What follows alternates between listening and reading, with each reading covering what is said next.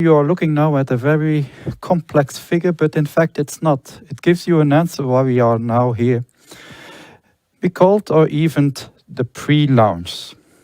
And the pre-launch means that we address our attention to the creator, to the producer, to the inventor, to the person that did the work to have what we call practical knowledge object or material for practice use, or for something that the farmer, when he gets it in his hand, can apply in the field, can do in practice. As you just observed, okay, you can do it, the upload in different steps. That is very well explained by Louise and also by Inge. So you have different types of options. And then, of course, you ask yourself, okay, and when do you address the farmers and the foresters? Well, that is in the next release. And it gives you the answer why we are talking now about the pre-launch, because we cannot talk about the full launch because, yes, our store is still empty and it has to be filled by all of you. So it means that from the moment that FarmBuddy is doing his job very well, then we welcome all farmers across Europe. And that is also not only the farmers, but also the foresters, because we want to serve all of them. So it means that, yes, you will have to wait for next year, and then we will make more news about the official launch of the platform. So stand a little bit still with what is exactly done by the IT people and what should we do, should we look at when we are talking about the knowledge object storage. So as you can see, okay, it's a symbol like you put a lot of things in a ton. Yes, it is, but we don't do it randomly. We look at several points.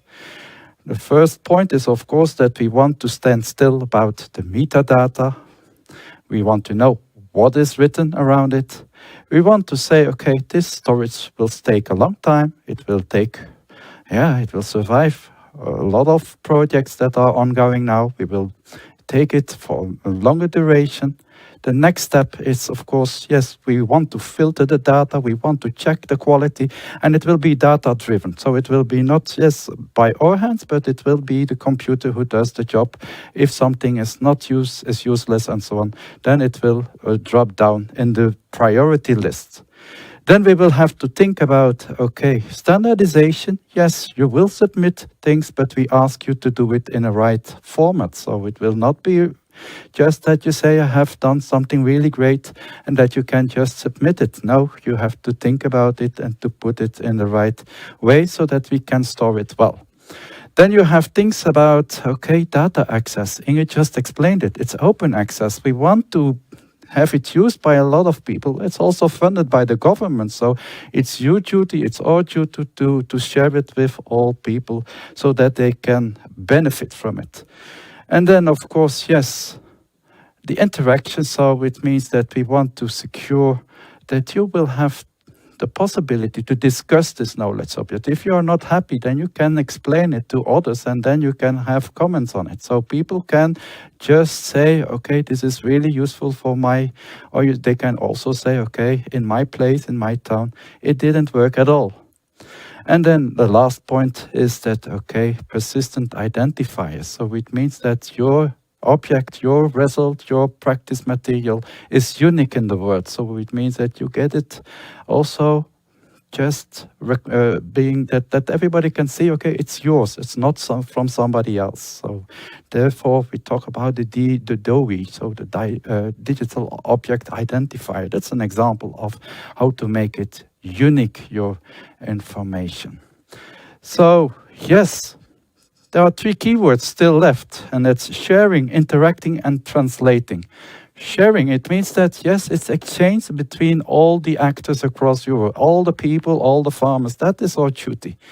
Interacting, it means that the platform will also give you the possibility to talk about it, to discuss it. It's just like in social media. You will get some comments and you will be able to give feedback. And then translating, you can look at it in 2 ways. It means that you are translating the theory into practice so that the farmer can use it into practice. Or you can think about, okay, I will translate it from language into another language, or into a simple, understandable language, so that the farmer doesn't know what you want to do and what you achieve.